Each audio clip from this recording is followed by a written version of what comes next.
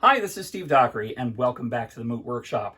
In the last few videos, we have restored this 512KE to working condition.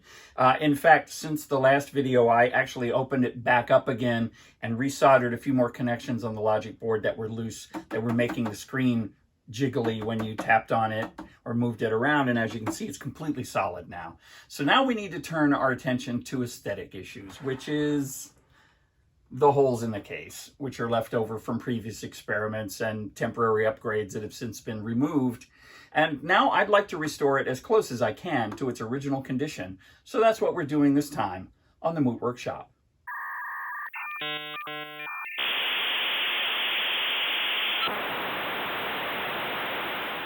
So let's talk a little bit about restoration.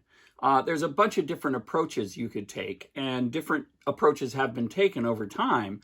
It used to be in museums, sometimes they'd restore things to brand new condition, but the problem is you eliminate a lot of the history of the object when you do that. And if it's a significant piece, like let's imagine that this is the first 512KE that was ever shipped, or let's say it was one of very few because they didn't make very many, which is actually not the case. Or let's say it was used by some significant historical figure. And in those cases, you'd want to probably leave it as close to original condition in current thinking as possible, because that preserves its history. In this case, it's a machine that a lot of them were made. There's nothing particularly significant about this machine other than it belonged to me. So I'm going to restore it in a way that pleases me. And I mostly just don't want holes in the back of it. And I want it to look good. So instead of, say, filling them in but leaving them blank so future historians will know that that was not original, I'm going to try and hide the repairs as much as possible, make the thing look as aesthetically pleasing to me as I can get it. All right, my plan is to fill these holes with some sheet styrene, which I have sitting around from model building. What I need to do is find out how thick the plastic is in the case. So I'll use this micrometer to measure it. That's reading about 5 millimeters.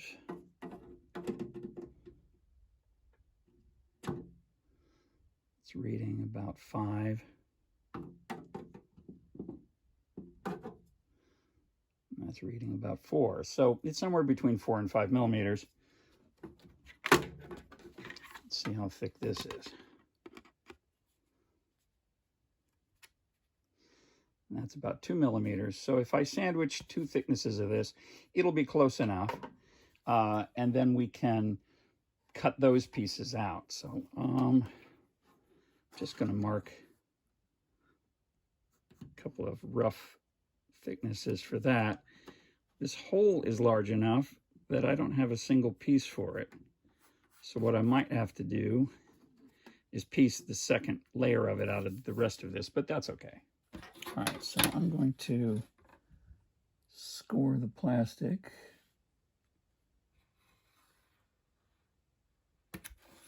Where I'm going to cut these off.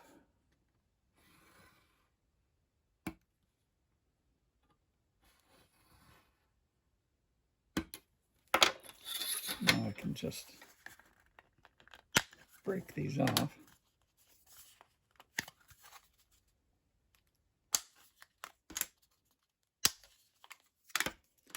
So I'm going to glue those two together. I'm going to cut out a couple of pieces to make this thicker.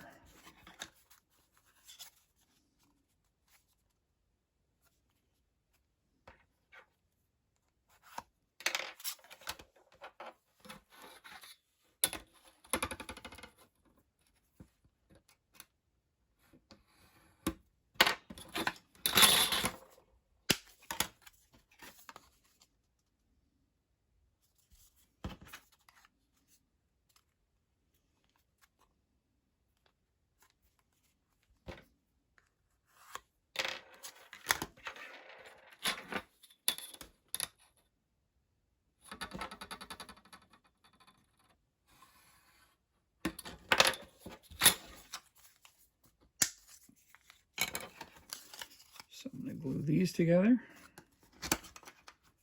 and these together. I'm using cement for styrene plastic. There's a little brush in it. Just gonna paint that side of it.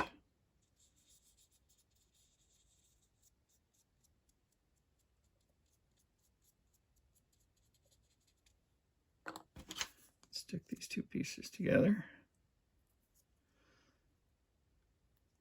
And basically this is a solvent. It will weld these two pieces together into a single piece of plastic. Same thing with this.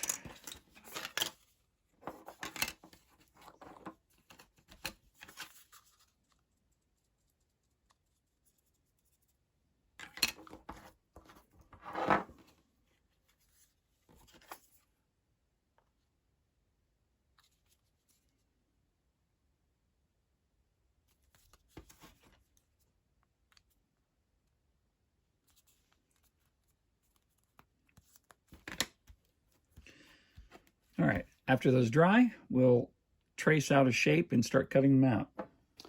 Okay, I've put the plastic underneath here. I should point out before I do this, see all these signatures? They're molded into the case. Those are all people who worked on the original computer, and as a way of sort of the artist signing their work, they molded their signatures into the back of the case. And those stayed in there as long as they used this original mold. They made some new additions to the mold, and those were stayed in there for many years. So I'm going to trace this on the plastic, and I'm going to make a mark here so I got the right direction for that one.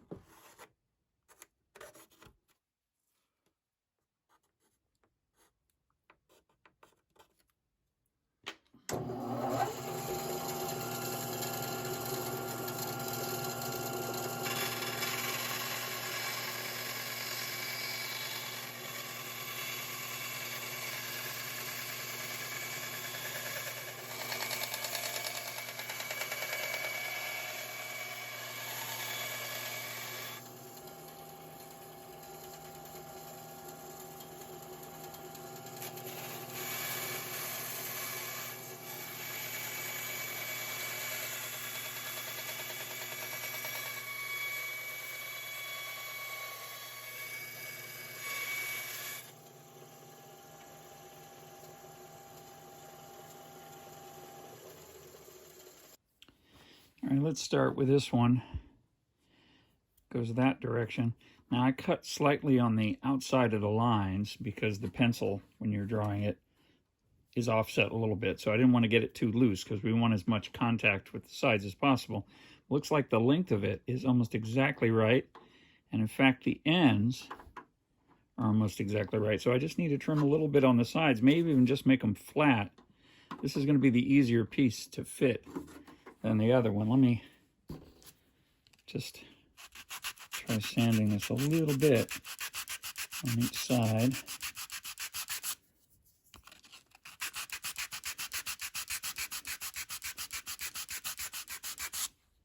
Because we just want to make this fit as closely as possible. Yeah, it's not going to take too much to make that work. This top line is pretty straight. The bottom one seems to have a little bit of a curve to it. So it may be that I have to carve out the middle of that just a little bit to get it to fit, because it's really close here, just a little bit in the middle. So what I'm going to do, I'm going to use this X-Acto knife, just scrape some out of the middle of it.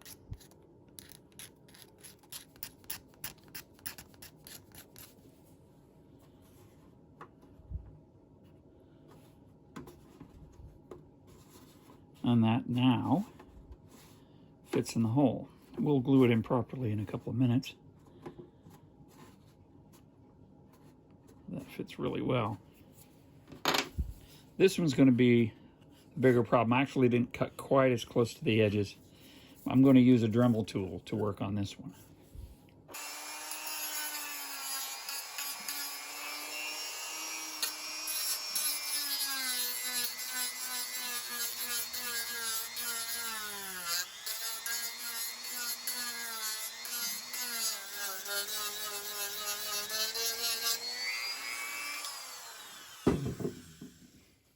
So that's pretty close to the edges. See how close we are now. That is not bad. So we just have to trim it just a little bit all the way around until we can push it into the hole.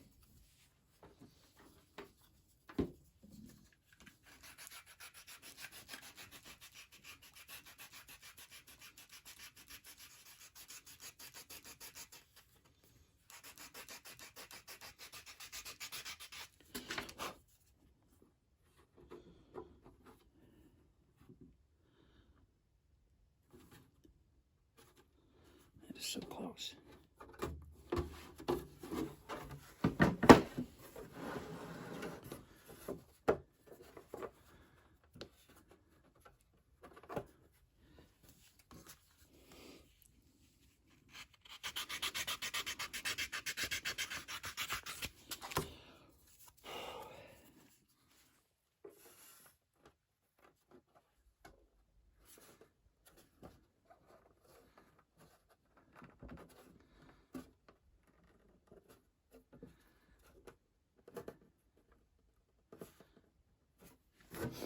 And there we go.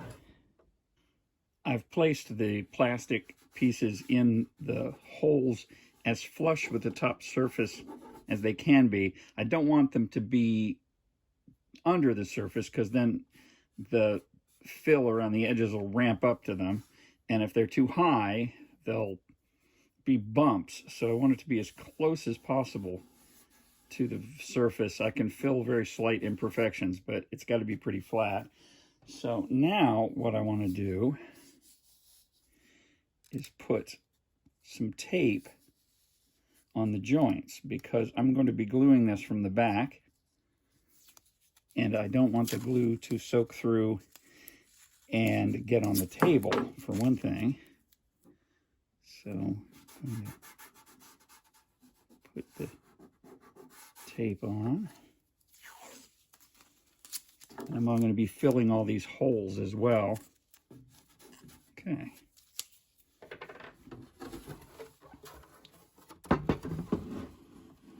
So now what I'm going to be using is some thick super glue. I'm just going to put some of that around all the edges.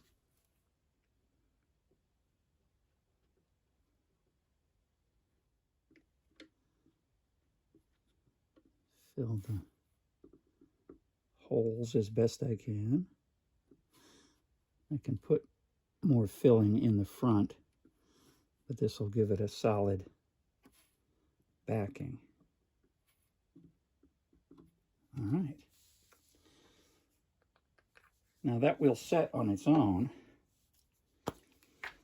but I have this stuff that's a accelerant. It's a kicker, and it should make it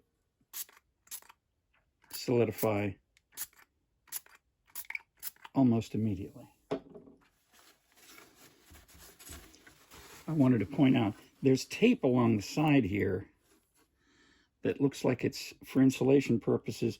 I don't know if that was there when I got the machine or if I put it in there, but I do know that this right here is where the metallic plating in here that they use for RF shielding got pulled off when I pulled away the Velcro that I had been using to hold the hard drive in here. I don't really need to mop this up because the stuff will evaporate on its own, but I just wanted to clean it up a little bit. So now,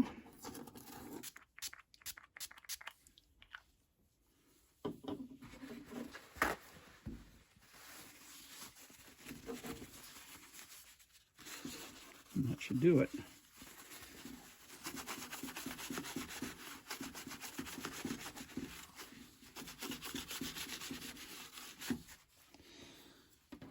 All right, what I'm going to be doing is I'm going to fill all the gaps with this model filler putty. It's basically like the spot putty you'd use for automotive purposes, but small. I need to use a spatula of some kind. I'm actually going to use a little strip of styrene.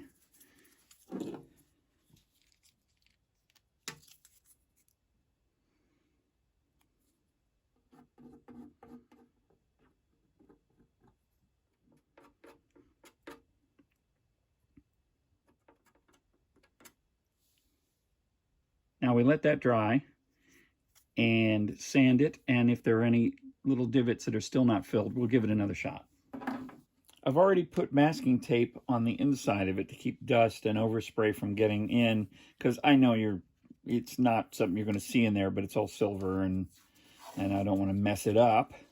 And I'm going to put masking tape on the outside as well.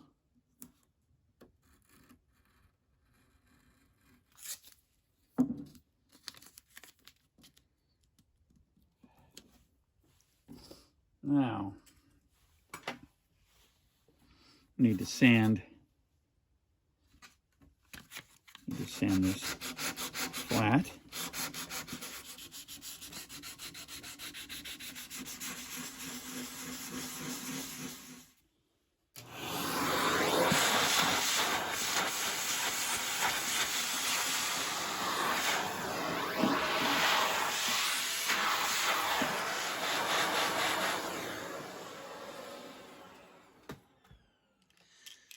Sometimes it's hard to actually see how you did. I can feel some irregularities here, but I'd like to be able to see them. So we'll hit it with a little bit of primer. This is just some fine surface primer.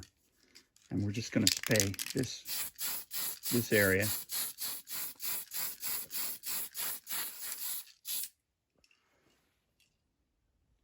We'll let that dry, and then we'll see what we see.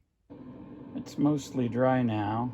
And if you notice, you don't see anything till you come around at an angle and you can see in the shine that the filled in areas are a little low compared to the surrounding area.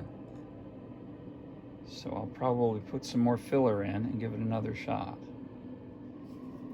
I've skimmed some more on there using an actual drywall spatula. Now we're going to give this thing another sanding.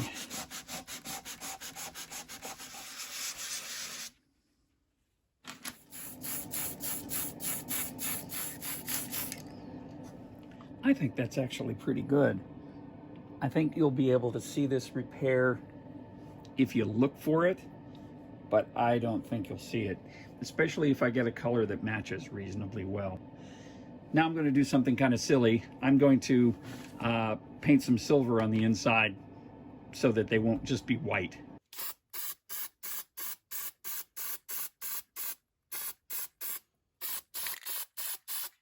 So now we come to the tricky part, which is matching the color.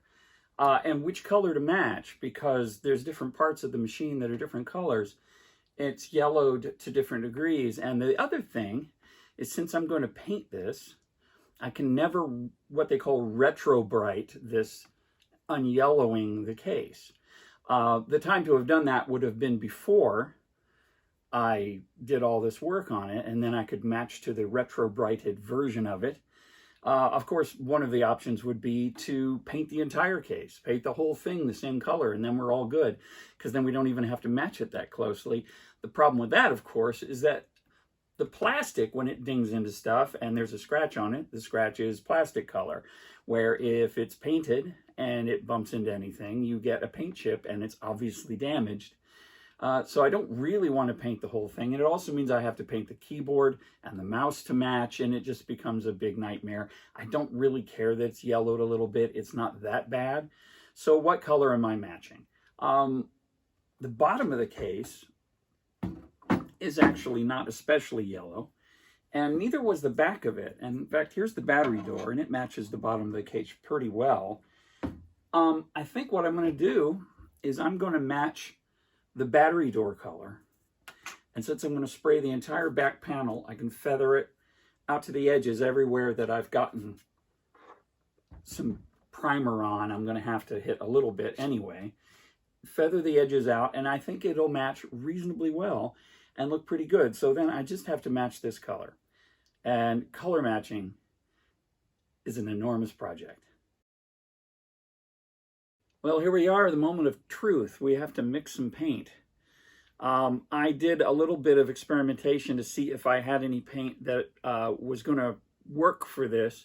And I think I have a system down here. The first thing I did is I sprayed some of the gray primer that we're using on a card, so I have an appropriate color backing it up so it'll match. And then here's the colors. I'm using these Tamiya acrylic colors.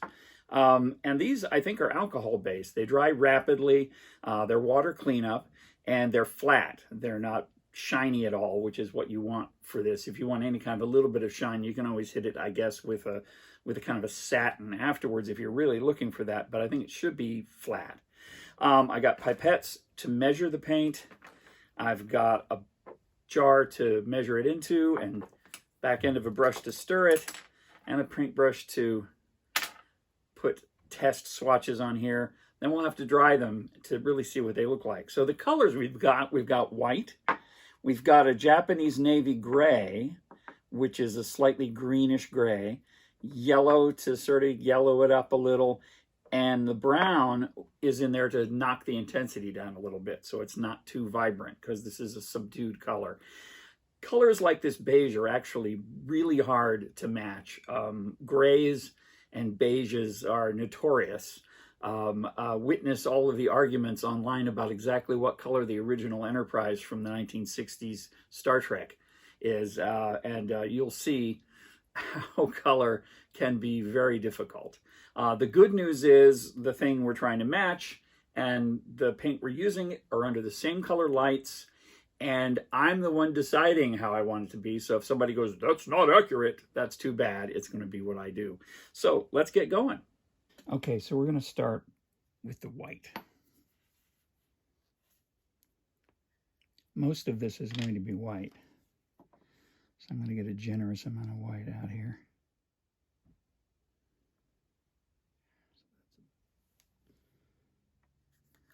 Okay. Okay, there's some of the green gray.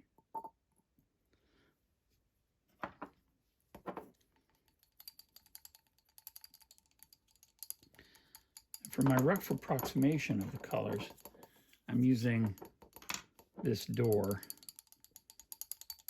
Okay, so that's a kind of a light gray. So now let's put a little bit of yellow in. Try to skew it a little toward the color that we need. Not much, just a touch.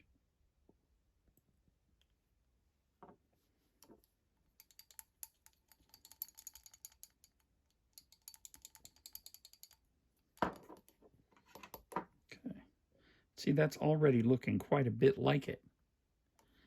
I think what we need is just a touch more yellow.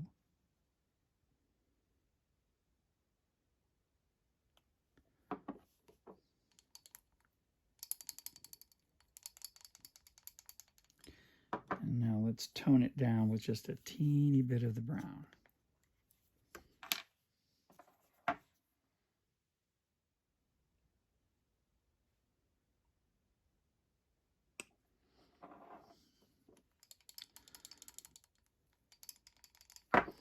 So let's see what we got.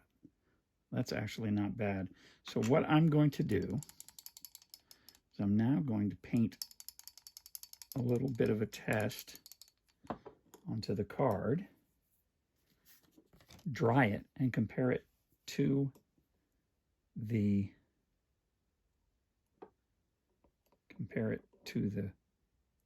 case and see what we've got.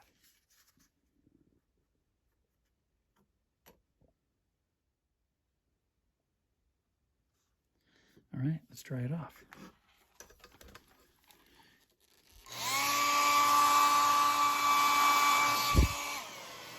All right. Now let's compare it to the case. Not quite yellow enough.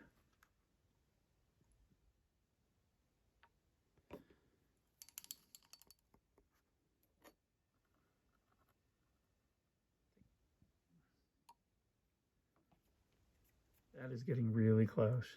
Wow. I honestly don't think I can get any closer than that. I think we have a winner. Okay, time to paint. Here's the jar that we're going to mix the paint up in.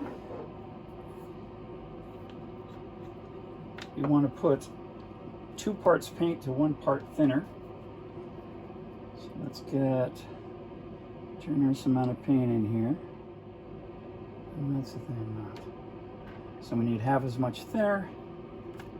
So that's going to be 2 pipettes thinner. 2. All right.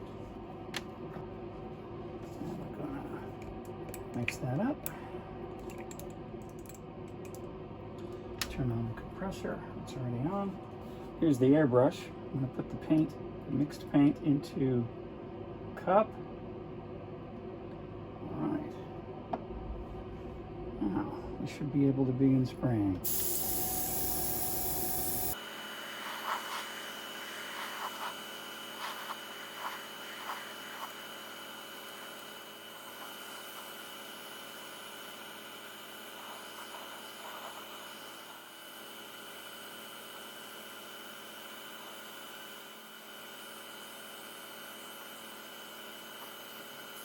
Okay. I'm going to let that dry. Get rid of any little imperfections and things that have stuck to the paint, and then we'll give it another coat with the leftover paint.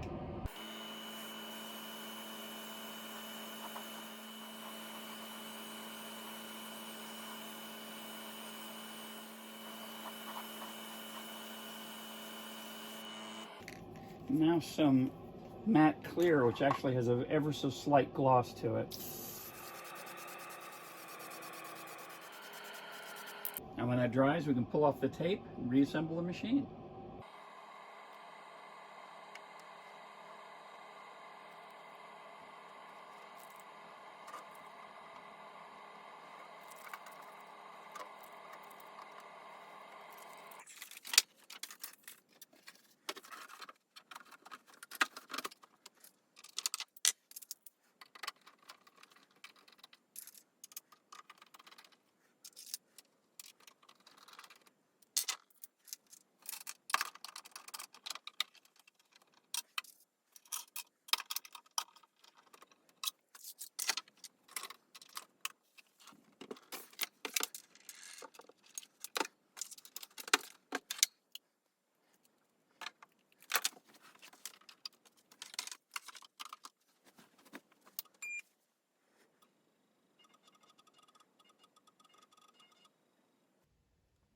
And so our long journey with the 512KE has come to an end.